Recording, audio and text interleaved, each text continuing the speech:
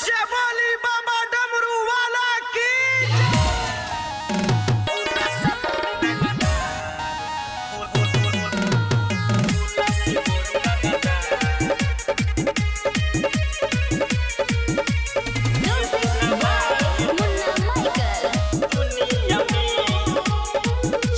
चढ़ती महीना सावनवा धुआं धुआं होला या सावनवा। सुनी ना चढ़ते महीना सावनवा धुआं धुआं होला या सावनवा।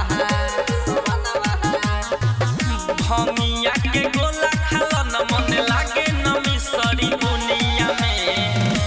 ओम नमः भगवते रुद्राय नमः।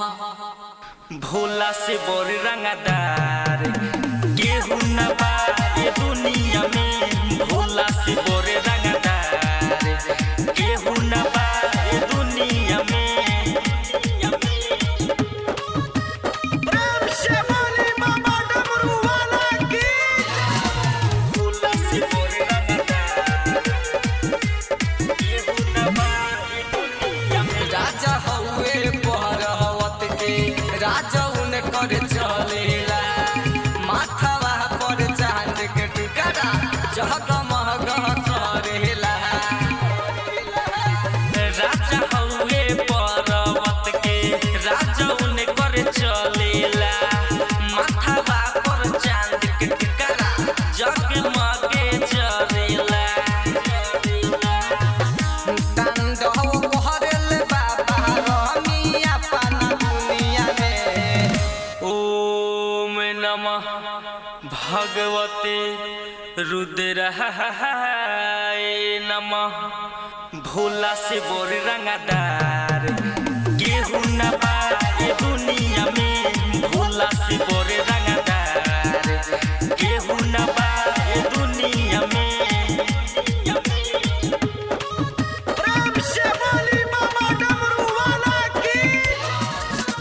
भोला से बोर रंगदार केहू न बा ये हाँ हाँ भोले बाबा के आगे केहू के ना चली हो।